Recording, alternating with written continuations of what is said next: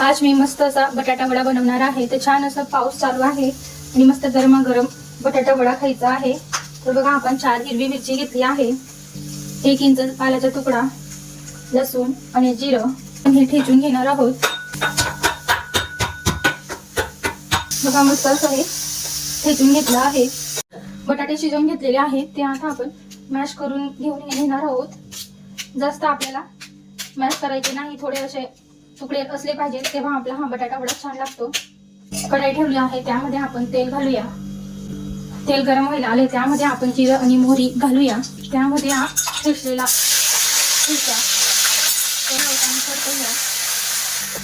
यामध्ये थोडंसं धना पावडर,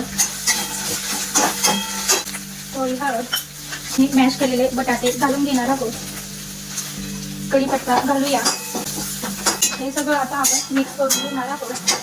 थोडी कोथिंबीर घालूया, चवीनुसार मीठ, सर्व एकत्र आपण हे छान मिक्स करून घेणार आहोत। हे बॅटर तयार झालेलं आहे। चवीनुसार यामध्ये मीठ घालणार आहोत, हळद एकदम थोडीशी टाकायची आहे। आपण कडकडीत असं गरम तेल घालून घेणार आहोत। यामध्ये पाणी टाकूया। छान मस्त आपण हे जास्त घट्टही नाही आणि जास्त पातळही नाही असं आपण हे भिजून घेणार आहोत। जर 1 वाटी जर बेसन असेल तर त्यामध्ये 2 वाटी पाणी गेलं पाहिजे, तितकं आपल्याला घट्ट असायला हवं। हे बघा हातात घेतल्यानंतर हे असं खाली गेलं पाहिजे। गाठी बिठी असतील त्या आपल्याला प्लेन करून घ्यायच्या आहेत आणि इतकंच पातळ आपल्याला पीठ असायला हवं। तयार झालं आहे पीठ। हे मिश्रण छान थंड झालेलं आहे। आता छोटे गोळे बनवून घेणार आहोत। आपल्याला असे वडे तयार करून घ्यायचे आहेत। बघा असं मी गोल गोल सगळे वडे तयार करून घेत आहे। सगळे तयार करून घेणार आहोत। बघा छान मस्त असे आपले हे बटाट्याचे गोल गोल गोळे तयार झालेले आहेत। आता हे पीठ घेऊया। कढईमध्ये तेल तापवायला ठेवलं आहे। आता यामध्ये आपल्याला गोळे टाकून घ्यायचे आहेत। तेल छान तापायला आलेलं आहे। आता आपण मस्त असे हे वडे घेणार आहोत। तेलामध्ये सोडूया। दुसराही आपण सोडणार आहोत।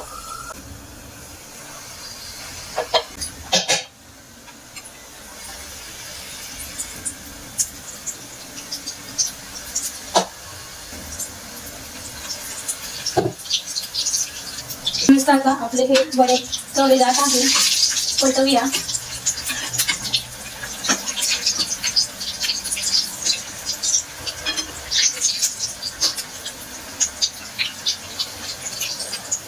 वडे आपल्याला छान तेलामध्ये तळून घ्यायचे आहेत।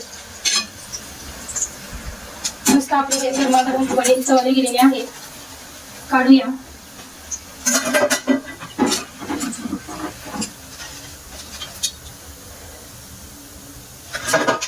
एकदम मस्त असे हे तळून घेतले आहे।